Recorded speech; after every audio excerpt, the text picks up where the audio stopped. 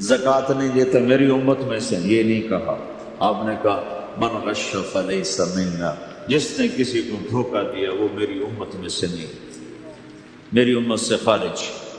تو آپ کی تجارت پاناما میں ایسی تجارت ہو کہ وہ اسلام کا بولتا ثبوت بن جائے۔ آپ کی جاب ہے تو ایسی ہو کہ پورا انڈونیشیا جو مسلمان ہوا ہے، مسلمان تاجروں کی تجارت سے مسلمان ہو۔ ملائیشیا، انڈونیشیا، فلپائن، ان علاقوں میں جتنا اسلام پھیلا ہے یہ تاجروں کی محنت سے پھیلا۔ کہاں کے تاجر؟ یمن کے عرب تاجر، ان کے عالی اخلاق، ان کا سچا بول، ان کا صحیح ترازو، اس نے لوگوں کے قلوب کو پھیر دیا کہ یہ پیسے کا غلام نہیں ہے۔ تو ہماری تجارت اس لیے نہیں کہ ہم پیسہ بنائیں، ہماری تجارت اس لیے کہ ہم تجارت میں اللہ کے احکام زندہ کریں، جس میں سب سے بڑا حکم سچ بولنا ہے اور دھوکے سے بچنا ہے، اور غلط کاروبار سے، غلط کام سے بچنا ہے۔ صرف ہم پیسہ نہیں کماتے، ہم اللہ کا امر دیکھتے ہیں کہ اگر میرے اللہ کے حکم کے مطابق ہے تو ٹھیک، اگر اس کے مطابق ہم چھوڑ دیتے۔ تو بھائیو، اپنے پہچان کرواؤ سچائی کے ساتھ، دیانت کے ساتھ، دھوکے سے بچتے ہوئے۔ ایک تاجر مجھے بڑے فخر سے بتا رہا، فیصلہ آباد کی بات، کہ میں صبح صبح قرآن پڑھ رہا تھا، دکان پہ بیٹھا ہوا، کپڑے کا تاجر، تو ایک گاہک آ گیا، کہا جی آپ قرآن پڑھ رہے ہو، بھلے آدمی لگتے ہو، تو میں نے بیٹی کے جہیز کے لیے کپڑا خریدنا ہے، تو میں نے کہا آپ سے خرید لیتا ہوں۔ تو وہ پھر ہنس کے کہنا جی میں نے جی 16 روپے میٹر والا کپڑا 48 روپے میٹر میں بیچ دیا۔ میں نے کہا واہ بھائی واہ، قرآن کی قیمت بڑی تھوڑی لگائی تھی۔ ہائے ہائے ہائے ہائے، اس کو شرم بھی نہیں آ رہی اس بات پر، احساس ہی کوئی نہیں کہ اس نے قرآن پڑھتے دیکھ کر اعتماد کیا، اور اس نے قرآن سے ہی اس کو دھوکہ دیا کہ پورے بازار میں 16 روپے گز ہے وہ کپڑا، وہ 48 روپے اس کو بیچ رہا ہے۔ اگر اپنے نبی کی بات سنو، آپ نے کہا سچا تاجر قیامت کے دن نبیوں کے ساتھ کھڑا کیا جائے گا۔ کیوں؟ کہ ہر موقع پہ جھوٹ بولا جا سکتا ہے، پروفٹ کمایا جا سکتا ہے، دھوکہ دیا جا سکتا ہے، فراڈ کیا جا سکتا ہے، اور اس سے بچتا ہے بچتا ہے بچتا ہے بچتا ہے، نہ اپنوں کو دھوکہ دیتا ہے نہ غیروں کو دھوکہ دیتا ہے۔ جب انگریز کا دور تھا، دلی میں ایک جیب کترا تھا، جیب کاٹنا، تو وہ یہ سکھایا کرتا تھا لڑکوں کو، اور ان کو بھیجتا تھا، تو اس کا ایک چیلا شام کو صرف 2 روپے لے کر آئے، 2 روپے لے کر۔ تو اس نے کہا بے وقوف، آج سارا دن کی کمائی 2 روپے؟ کہ استاد آج بہت بڑا مال مارا تھا، لیکن میں نے دیکھا تو وہ ایک گورا تھا، انگریز تھا، تو مجھے خیال آیا اگر قیامت کے دن عیسیٰ علیہ السلام نے میرے نبی کو گلہ دے دیا کہ تیرے امتی نے میرے امتی کی جیب کاٹی تھی، تو میں اپنے نبی کو کیا جواب دوں؟ تو میں نے جا کر اس کو واپس کر دیا، ابھی اپنے کے کھس کھا کے لایا ہوں 2 روپے۔ پچھلے زمانے کے تو چور بھی ایسے خوددار ہوتے تھے، اب تو نمازی ایسے غیرت کہاں پھینک کے آ گئے ہیں، ماتھے پہ محراب ہوتا ہے اور دھوکے میں سب سے اول ہوتا ہے۔ تو ہمارا اسلام صرف اس مسجد کی 4 دیواری میں نہیں ہے، ہمارا اسلام تو بارش کے قطروں کی طرح پھیلا ہوا ہے، آسمان کی بلندی ہے، آسمان کی وسعت ہے، جیسے اس سے زیادہ ہمارے دین کی وسعت ہے۔ تو آپ کسی دفتر میں ہو یا اپنے کاروبار میں ہو، تو اس میں بھی اللہ کے نبی نے آپ کو طریقہ بتایا۔ بازار کے اخلاق ہیں مسکرانا نہیں، بازار کے اخلاق ہیں سچ بولنا، صحیح دینا، صحیح تولنا، صحیح سودے کا عیب بتانا۔ عبد الرحمن بن عوف رضی اللہ تعالیٰ عنہ پہلے 10 صحابہ میں آتے ہیں، پہلے 10 صحابہ. آپ نے کہا ابو بکر جنتی، عمر جنتی، عثمان جنتی، علی جنتی، طلحہ جنتی، زبیر جنتی، سعد جنتی، عبد الرحمن جنتی، ابو عبیدہ جنتی، سعید بن زید جنتی، اس میں ایک عبد الرحمن. جب ان کا انتقال ہوا تو انہوں نے 3 ارب 10 کروڑ 20 لاکھ دینار چھوڑے ترکا. ہمیں تو بڑا بیوقوف بنایا گیا ہے، کاغذ کو کرنسی بنا کے دینے. کاغذ کرنسی تو سونا ہوتا ہے جی، کرنسی تو سونے اور چاندی کو کہتے ہیں، کاغذ کے ٹکڑے کو تو کرنسی نہیں کہتے. اور آپ کرنسی بھی لے کر وہ کارڈ پکڑا دیے، جیب بھی خالی، اب کرنسی بھی کاغذ بھی کوئی نہیں، خالی کارڈ. وہ اس کو کیا کہتے ہیں کارڈ کو؟ Credit card. کریڈٹ کارڈ وہ ساری دنیا کو بیوقوف بنائے ہوئے، یا تو کاغذ پکڑائے ہوئے ہیں یا کارڈ. کاغذ بھی اب واپس لے لیا، اب کارڈ پکڑائے ہوئے. اور عبد الرحمن بن عوف نے جو پیسے چھوڑے وہ کاغذ نہیں تھے. کاغذ کی کیا حیثیت، پاکستان میں روز چھپ رہے ہیں، کاغذ کی کیا حیثیت. 3 ارب 10 کروڑ 20 لاکھ دینار سونے کے، اور ایک سکہ دینار اس وقت 4.5 ماشے کا ہوتا تھا. اب اس کو ملٹی پلائی کرو اور پورا پاناما خرید لیں اس پیسے سے. اور وہ ٹاپ لسٹ کے 10 صحابہ میں سے ایک. وہ فرماتے تھے میری تجارت کا یہ اصول رہا کہ میں نے کبھی ادھار نہیں خریدا، نہ کبھی ادھار بیچا، نہ کبھی ادھار خریدا. جو خریدے بھی ادھار اور بیچے بھی ادھار، اسے نیند کہاں آئی. دینے والے دیتے نہیں، لینے والے سر پہ کھڑے ہوتے. انہیں نہ بیوی اچھی لگتی نہ بچے سے لگتی، وہ گھر میں بیٹھ کے بھی گھر میں نہیں ہوتے. تو آپ نے فرمایا نہ میں نے کبھی ادھار خریدا نہ کبھی ادھار بیچا، نقد خریدا نقد بیچا. دوسرا میرا اصول یہ رہا کہ میں نے کبھی سٹاک نہیں کیا، جب مجھے پروفٹ ملا میں نے فوراً بیچ دیا. انتظار نہیں کیا 1 ہفتے بعد بیچوں گا ریٹ بڑھ جائے گا. جس دن مجھے پروفٹ ملا 1 پیسہ بھی ملا تو میں نے فوراً بیچ دیا.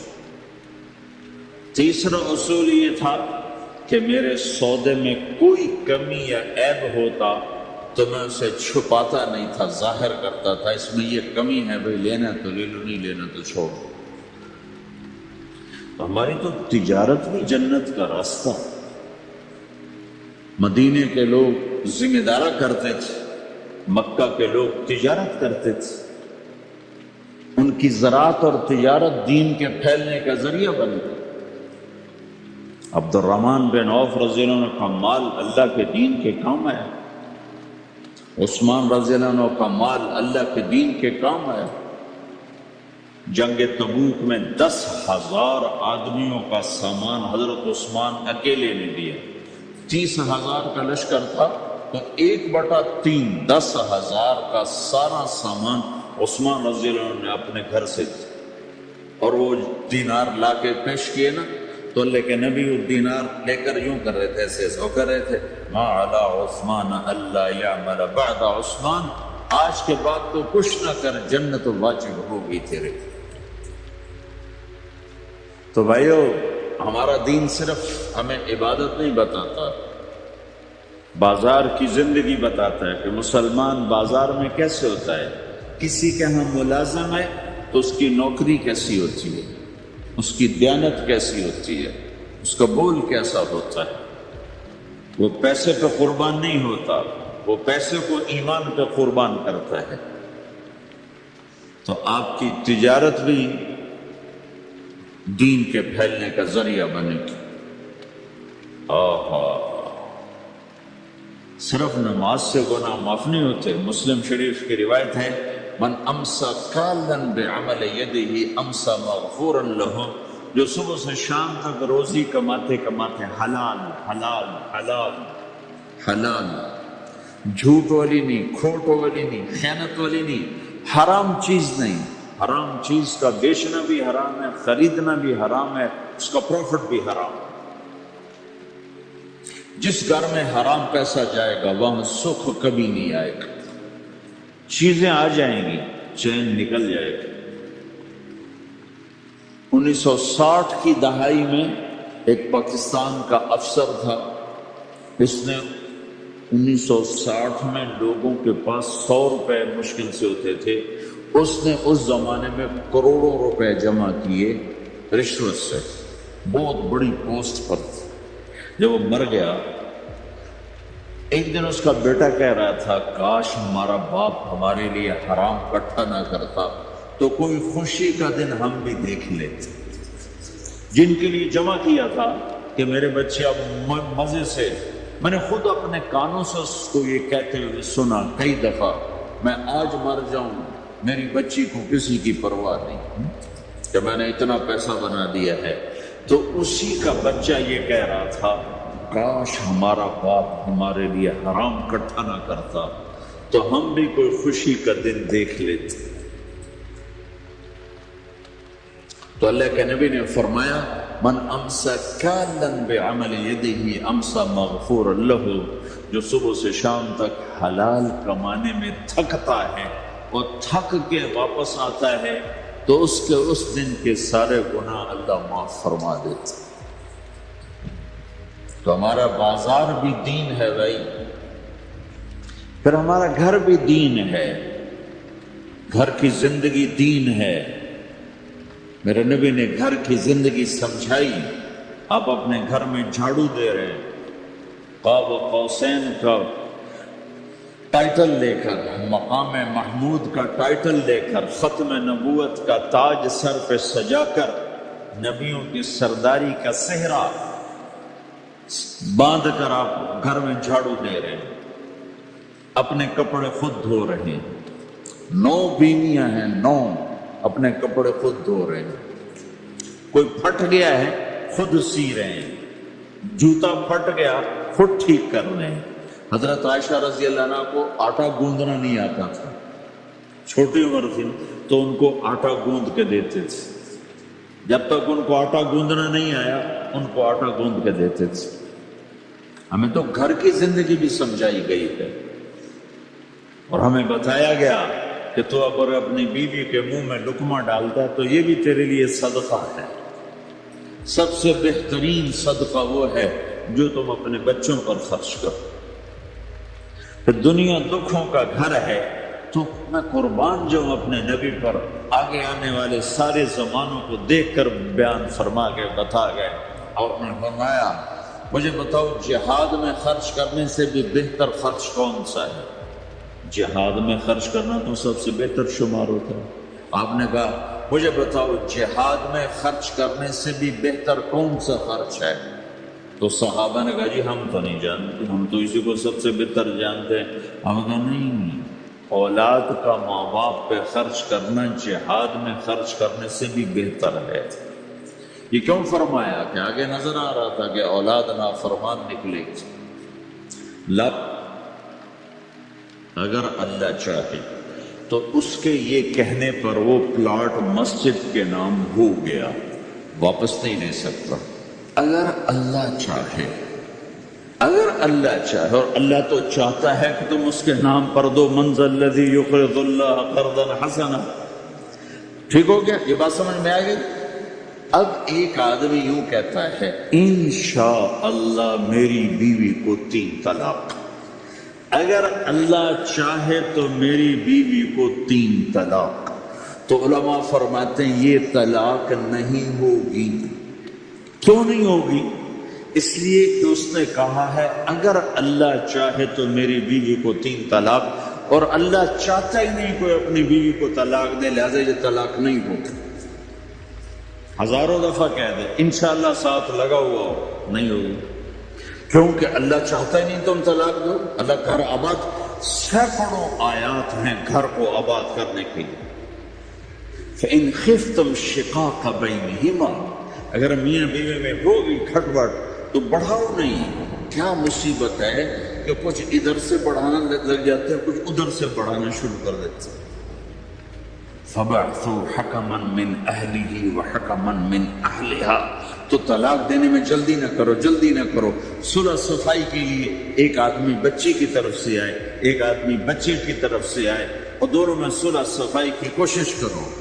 یا ایھا النبی اذا طلقتم النساء، اے میرے نبی جب تم طلاق دینا چاہو تو یا ایھا النبی یہاں یہ اس لیے آیا ہے کہ اللہ تعالیٰ کہہ رہا ہے اے ایمان والو، میں یہ نبی اپنا سفارشی بنا کے تمہارے سامنے پیش کرتا ہوں، طلاق نہ دیا کرو، نہ دیا کرو۔ یہ ہے یا ایھا النبی سے ایک دم ایمان والوں کی طرف منتقل ہونے کا فلسفہ کہ دیکھو میں اپنا نبی تمہارے لیے سفارشی بناتا ہوں کہ طلاق نہ دیا کرو۔ اگر دینی پڑ جائے جائز ہے، نہیں نباہ ہو رہا، پھر زبردستی بھی نہیں کرنی چاہیے۔ اگر کوئی جائز وجہ ہے تو طلاق ہوئی ہے، پھر اسے دشمنی کا سبب نہیں بنانا چاہیے۔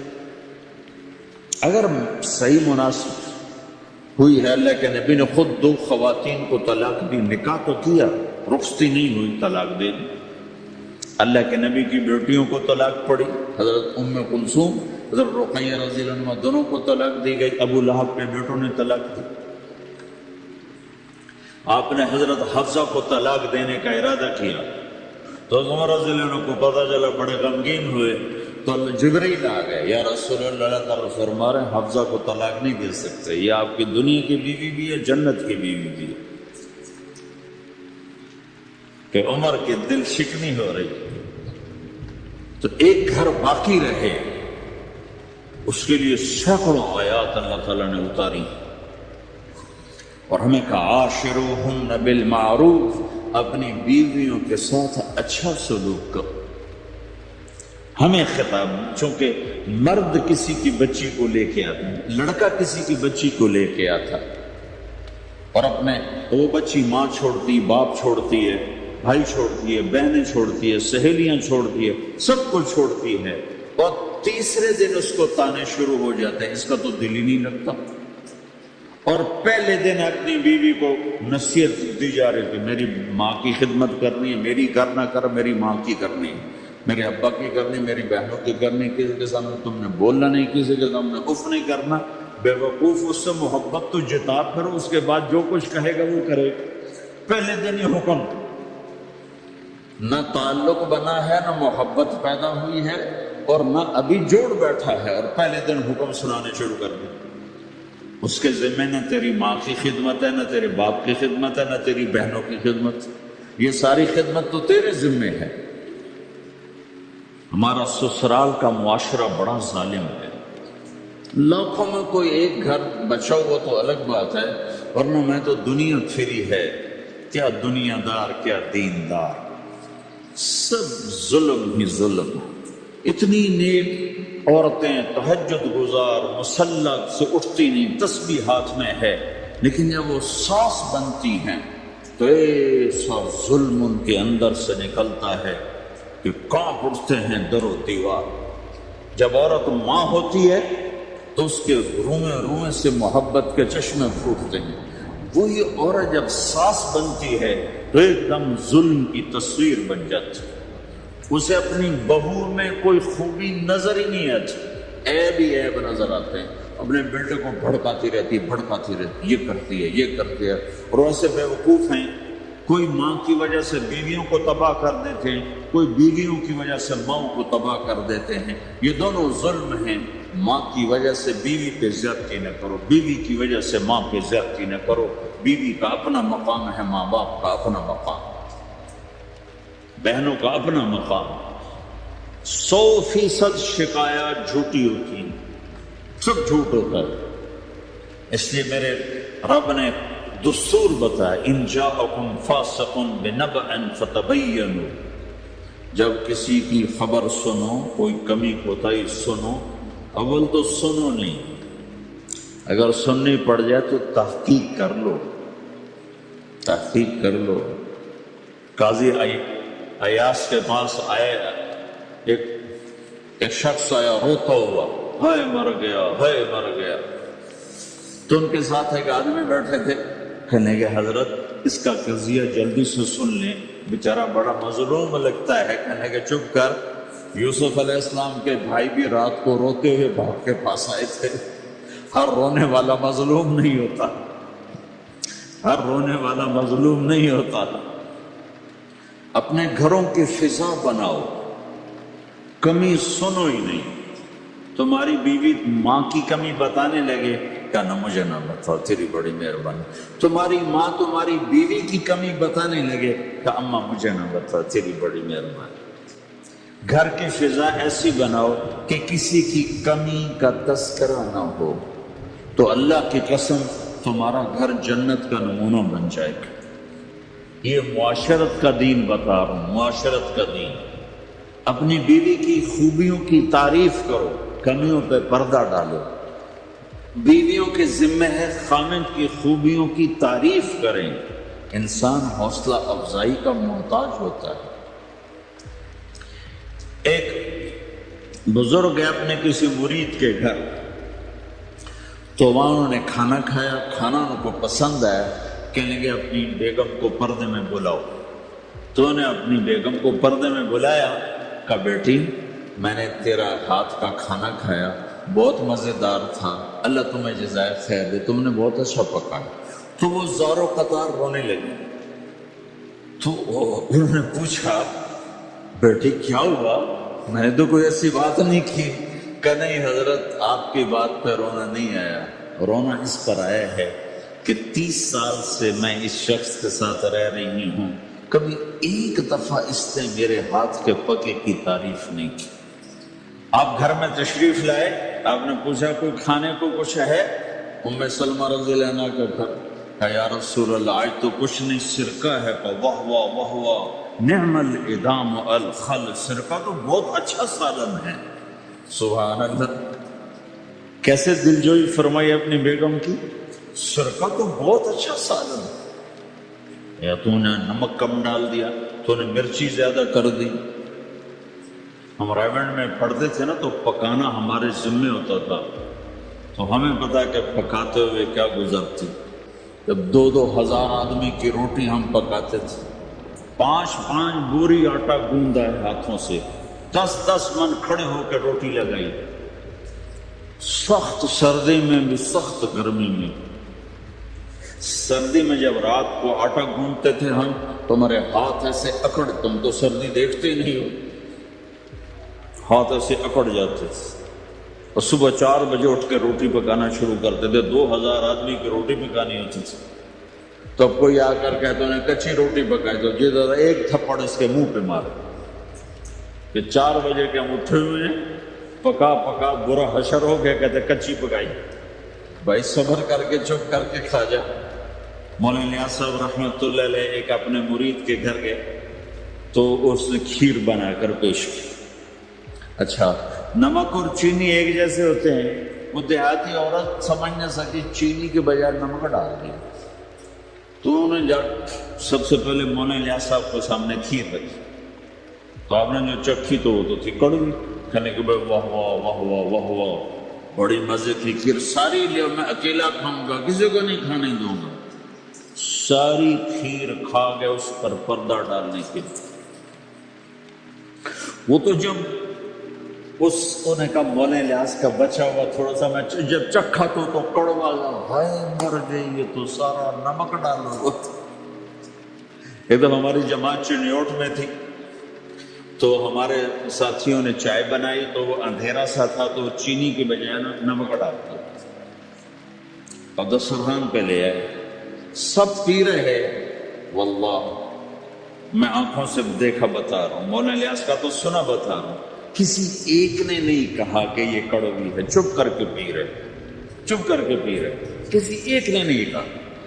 باہر ایک دیہاتی کھڑا تھا، تو میں نے اس کا چاچا آتے نو چاہ پی ماما، وہ آ گیا، اس نے پہلا گھونٹ بھرایا تھا، کوڑی ہے، اس نے باڑا پھوڑ دی۔ پھر سارے ساتھی ہنس پڑے کہ چاچا ہم نے تو پردہ ڈالنے کی کوشش کی تھی خدمت والوں پر، پر تو نہیں پردہ چاک کر دیا، بھانا پھوڑ دیا۔